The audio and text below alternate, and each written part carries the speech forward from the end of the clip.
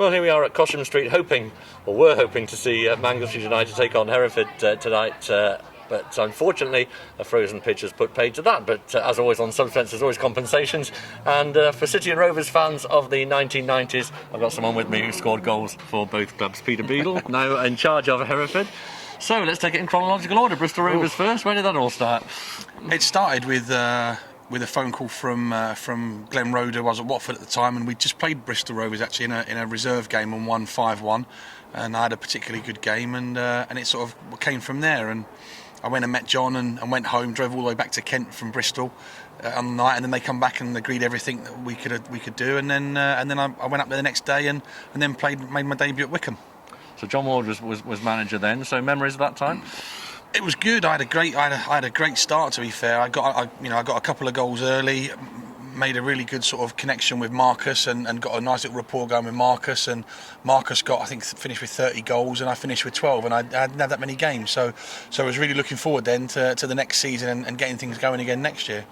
Of the strike partners you played with, I imagine Marcus Stewart was probably one of the best. I've had some good ones. I mean, like I said, in my time at Bristol Rovers and at Bristol City, I had some. Marcus was there when I first went there. And then Barry came in, Jamie Curitan was there, Julian Alsop was there as well. So we had an abundance of good forwards, and not long after I left, I think Jason Roberts came in, so just missed that one. And then Bristol City again, had some fantastic players there as well. So Tony Thorpe, some good goal scorers, and certainly for the levels we were at. So it was good. Bristol Rovers, then, your times at Bristol Rovers, not probably as successful as you would have liked it for the team. We did great. I think the year, my final full season, I personally had a fantastic year. My best ever tally, 19 goals that year.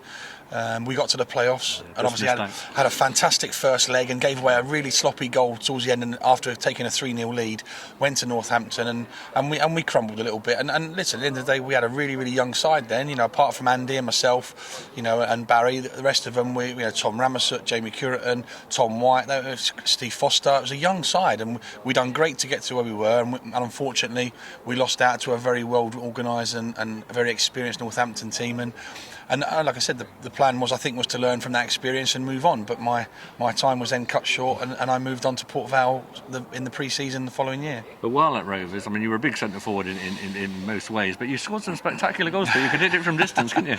I did. I was very fortunate. A lot of them took bobbles and stuff, but no, I always saw myself as more of a supplier of goals, and if I can chip in, and always look to get myself in double figures if I could. And like I said, in my time at Bristol Rovers, I did that. I achieved that. I had a hand in many goals, and I managed to get myself sort of 12, 15 goals a year, and then the final year managed to get to 19, which I was really pleased with. So how did the move to Bristol City come about? You had a couple of clubs in between. I did, yeah. I went to Port Vale and then went to Notts County, and then when I went to Notts County, they were struggling a bit. Sam brought in 3 or 4 players, myself and a few others. We managed to stay up, and then the following year he had a bit of a reshuffle and said that he was happy for me to find another club if I could. I think there was conversations between my agent and 1 or 2 other clubs, and then out of the blue, Bristol City showed an interest with Tony. Tony Pulis was the manager then, and showed an interest, and I was really keen to talk to them. Obviously, Bristol Rovers, I think, were also semi-interested. But then the deal was agreed between us and Bristol City, and people know me. I love a challenge, and I knew it was going to be tough, and it was exactly that. It was tough, but I think by the time I finished there, I think people respected me, which was the most important thing, and I think every time I played there, I did an okay job. So and it was a fantastic experience. And again, I think I had playoff misery. I think we lost to Cardiff in the playoffs with Danny. But we also had the Wembley with Tony and Leroy and Dave, and then obviously the Millennium with Danny a couple of seasons later. So, and again we won 1 and lost 1. Unfortunately, 1 we won I didn't play in. I was on the bench, but great memories. And like I said, as a footballer, they're the things that you embrace and you remember all the time. Tony Pulis, like you signed you, but he didn't have very long at Bristol City. Was it the case of the wrong man at the wrong club, do you think? Because he's gone on to prove himself as a really good manager elsewhere, hasn't he? I think at the time he was still finding his feet as a manager and finding out about himself and wanting to learn more about himself. And I think he also, being former Rovers, wanted a challenge. And obviously Bristol City is a huge club, and it's achieving great things now. And he really wanted it to work there, but. sometimes people aren't, you're not given much time to do things. They want instant success, and and maybe sometimes at certain football clubs they expect a certain style of play, and maybe Tony's wasn't quite to their liking at Bristol City. But I'm sure, like I said, he laid foundations there. Some of the players there went on to good things and got to Wembley that year. So so like I said, it wasn't all bad. No, and going to Wembley, and he played Stoke City, didn't you, in the final? Fantastic support for both sides that day, because Stoke brought brilliant support, didn't they? It was a big occasion and a great day. It was a huge day for a lot of people. Obviously, it was the year they were going to tear Wembley down, and we've talked about, even with me at Hereford now, with the things we did last year, we've talked about players' aims in their careers and what they want to achieve, and obviously the big things to play for your country, and you want to play at Wembley in a major final, so for us to get to the old Wembley, and certainly for me as a player, it was one of the things you dream of as a boy, and unfortunately it didn't work out. But the day itself was something that I'll never forget. It was the last final there, wasn't it? Yeah, I think it was. Yeah, that's what I'm saying. I know it was the year they tore it down, and but I mean, like I said, 80,000, all red and white, unbelievable atmosphere, and it was an okay game as well, from what I can remember. It was to-ing and fro-in, but unfortunately they got the rub of the green on the day, and we came away losers, unfortunately. Yeah, very little in it on the day. And then the second one, you were sub at the Millennium Stadium. It moved to this time 2-0 against Carlisle. Some memories of that day? Yeah, again, the build-up, I think, was certainly for me wasn't so nervous, because obviously I didn't expect to play, but also being to Wembley a couple of seasons before, it was something to try and enjoy, and I was obviously a senior player, because again I think we had quite a few young boys. I think Liam Rossini was just starting to make his way in football then with the club, so so it was about trying to keep everything light-hearted and relaxed and everything else, and like I said, the support again was fantastic on the day, and this time fortunately for us it was a good memory. Just again for me it was a bit bittersweet, it didn't get on, but was part of it, and like I said, and another great memory, one that you, like I said, you always go back to, and I show my now grown-up children about that I did actually play one many moons ago. So Bristol as a city must mean a fair bit to you, having played for both clubs here. It did. I mean, when I first moved to Bristol Rovers, it's interesting. I mean, I thought Bristol Rovers was a very family-orientated club, and there was a different type of connection there between the players and the supporters. It was very close-knit, and people said to me that lots of people have moved here and will never move back, and and that seems to be the case, because I live in the Cotswolds, so I'm still in the southwest. My family, different reasons, have moved back to London, but I'm still here with my family now, and I probably would never move back, and I love it here. It's a great place to bring your children up, and a great place to live. I'm bringing things right up to date. You've had a good shot at management now. You know a bit about it. And at Hereford at the moment, after so many bad times for the club, it's starting to go the other way, Pete. And you look as though you've got a proper promotion win inside this season. We've had a fantastic start to our very short life as a football club. Last year, we outdid every expectation that we could ever have dreamed of. We won the league. We scored over 100 goals. We've got over 100 points. We kept records of clean sheets. We got to 3 cup finals. We won 2 and got to play at Wembley. And I got the chance to lead a team out at Wembley, which is again a completely different feeling.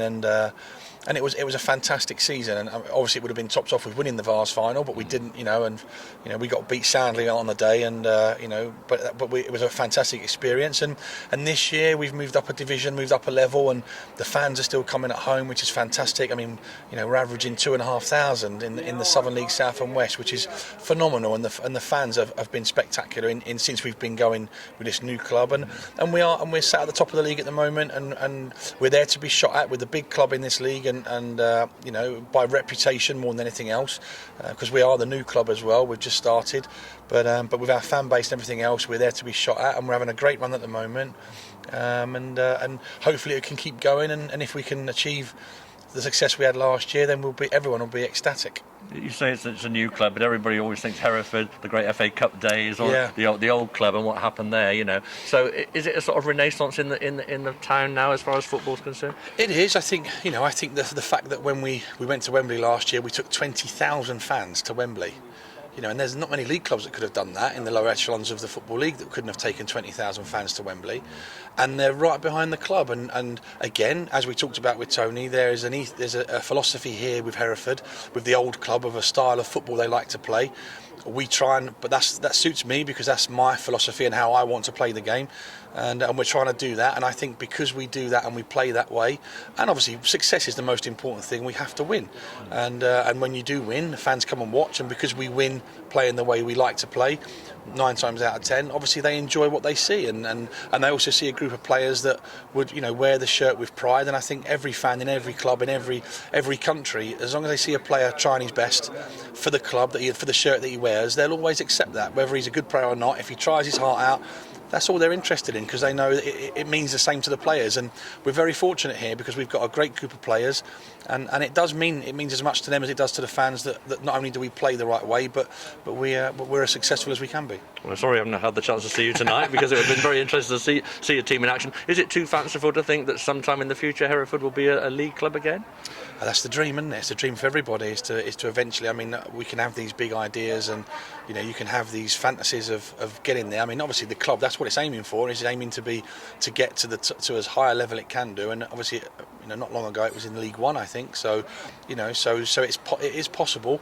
And what about your own ambitions, league manager? I'd love to have the chance at doing it. The qualifications are all in place now, so they're all done, and and obviously I've had a great background in a great sort of cut in my teeth, and with some fantastic clubs at Newport, and I've worked with the kids at Cheltenham and worked in junior programmes there.